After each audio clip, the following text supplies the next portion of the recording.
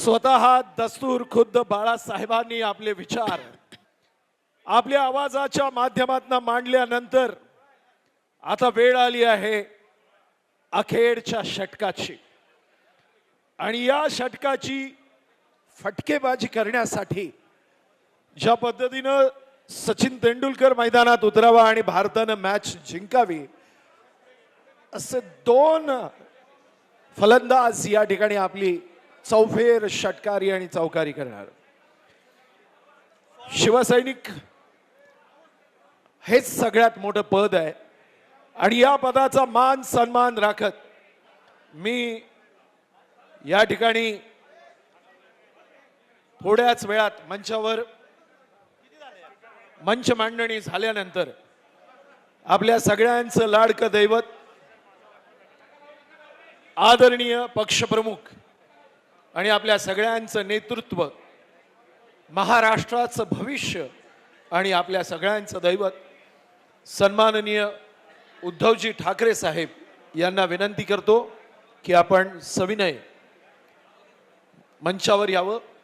आदरणीय राऊत साहेब आपणही कृपया मंचावर यावं अशी मी आपणास विनंती करतो। तेव्हा बाळासाहेब ठाकरेंचे एआयच्या माध्यमातून भाषण नुकतंच प्रसारित करण्यात आलं। यावेळेला त्यांनी अनेक मुद्द्यांवर भाष्य केलेलं देखील पाहायला मिळालं। शिवसेनेमुळेच भाजप महाराष्ट्रात वाढली असं देखील त्यांनी म्हटलेलं आहे। यासोबतच आत्ताचं सरकार त्यासोबतच भाजप यांच्यावर देखील टीकेचे आसूड ओढलेले या भाषणातून आपल्याला पाहायला मिळाले। आणि त्यानंतर आता हे भाषण प्रसारित झाल्यानंतर आता उद्धव ठाकरे आणि संजय राऊत यांचे देखील भाषण पार पडणार आहे आणि आता हे दोन्ही नेते मंचावर पोहोचलेले आहेत आणि त्यानंतर आता थोड्याच वेळात उद्धव ठाकरेंचं देखील भाषण आहे ते पार पडेल।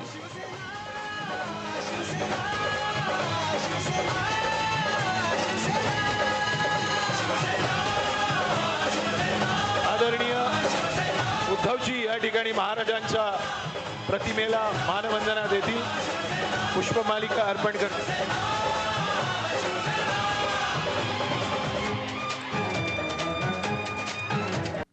तेव्हा ठाकरे गटाचा हा निर्धार मेळावा नाशिकमध्ये पार पडतो आहे।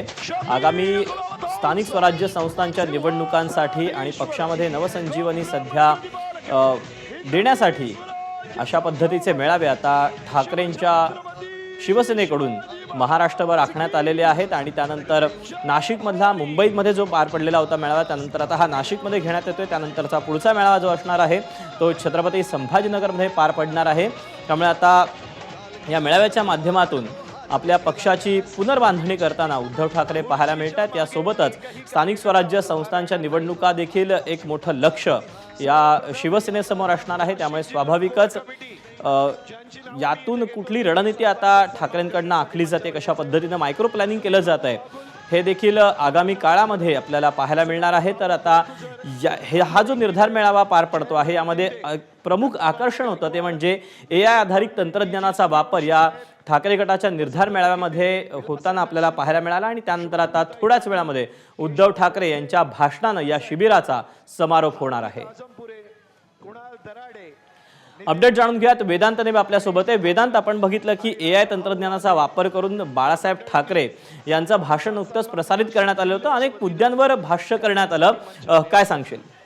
एक नवा प्रयोग खरं तर या शिबिराच्या माध्यमातून ठाकरेंच्या शिवसेनेनं समोर आणला आणि ज्या प्रकारे आपण बघितलं की नाशिकचे सगळे पदाधिकारी होते, नेते होते, एक नवी ऊर्जा भरण्याचा, जसं आपण आधी पण म्हटलं की एक नवी ऊर्जा भरण्याच्या दृष्टिकोनातून हे सगळे मेळावे होत आहेत आणि ज्या प्रकारे बाळासाहेब ठाकरे यांचं भाषण एआयच्या माध्यमातून सादर करण्यात आलं, ज्यामध्ये सद्यस्थिती, राज्यातली जी सद्यस्थिती आहे आणि सध्याचं जे राजकारण आहे त्यावर भाष्य करण्यात आलं।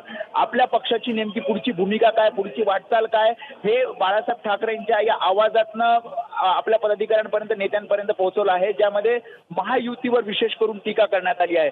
शिंदेच्या शिवसेनेला या सगळ्या आपण चित्रफित बघितली तर त्यामध्ये टार्गेट करण्यात आलेलं आहे आणि कशा प्रकारे हे सरकार बसलं, ज्या प्रकारे आरोप ईव्हीएमचे केले जात आहेत तो सुद्धा मुद्दा या चित्रफितमध्ये आपल्याला पाहायला मिळाला आणि बाळासाहेब ठाकरेंच्या आवाजात जेव्हा हे भाषण सादर करण्यात आलं तेव्हा एक वेगळा उत्साह कार्यकर्त्यांमध्ये पाहायला मिळाला। महत्त्वाचं म्हणजे स्थानिक स्वराज्य संस्थांच्या निवडणुका आहेत आणि या निवडणुकांसाठी कशा प्रकारची रणनीती असायला हवी आणि सध्याचं राजकारण हे कशा प्रकारे चाललं आहे हे बाळासाहेब ठाकरेंच्या आवाजातनं पक्षाकडनं हे मांडण्यात आलेलं आहे. त्यामुळे एक वेगळा प्रयोग या शिबिराच्या माध्यमातून ठाकरेंच्या शिवसेनेकडनं आपल्याला करताना पाहायला मिळाला. आता संजय राऊत आणि उद्धव ठाकरे हे भाषण करणार आहेत आणि एक मार्गदर्शन पदाधिकाऱ्यांना करतील. वेदांत, खरं तर बाळासाहेब ठाकरेंचं जे भाषण प्रसारित करण्यात आलं होतं त्यामध्ये अनेक मुद्दे देखील आपल्याला पाहायला मिळाले. त्यामुळे प्रामुख्यानं जो सातत्यानं उद्धव ठाकरेंवर जो आरोप केला जातो की आम्ही हिंदुत्व त्यांनी सोडलेलं आहे असा आरोप सत्ताधारी पक्षांकडनं केला जातो, त्यातच एक जो महत्त्वाचा मुद्दा आला होता की आम्ही सावरकरांच्या मार्गाने क्रांती करावी लागेल, आम्ही हिंदुत्व सोडलेलं नाही, असा कुठेतरी हा मेसेज देण्याचा देखील एक प्रयत्न होता. नक्कीच आज नाशिकमध्ये हा मेळावा होतोय आणि त्यामुळे या भाषणामध्ये आपण बघितलं तर सावरकरांचं हिंदुत्व, जे हिंदुत्व सावरकरांचं होतं त्या हिंदुत्वाने आमचा पक्ष पुढे जात आहे आणि हे नाशिककरांना बिंबवण्यासाठी आणि महाराष्ट्रामध्ये एक मेसेज जावा यासाठी खास या चित्रफितमध्ये या व्हिडिओमध्ये आपल्याला बाळासाहेब ठाकरे यांच्या AIच्या माध्यमातून जो आवाज आपण ऐकला, जे संपूर्ण भाषण ऐकलं त्यामध्ये अधोरेखित करण्यात येते की जे सावरकरांचं हिंदुत्व होतं, ज्या प्रकारे टीका ठाकरेंच्या शिवसेनेवर केली जाते की हिंदुत्व त्यांनी सोडलं आहे, काँग्रेस राष्ट्रवादी काँग्रेस सोबत ते गेले, त्यानंतर पुन्हा एकदा बिंबवण्यासाठी की आम्ही सावरकरांच्या हिंदुत्वाच्या पावलावर पाऊल टाकत आहोत, त्यांच्या पावलावर पाऊल टाकून पुढची दिशा नक्कीच.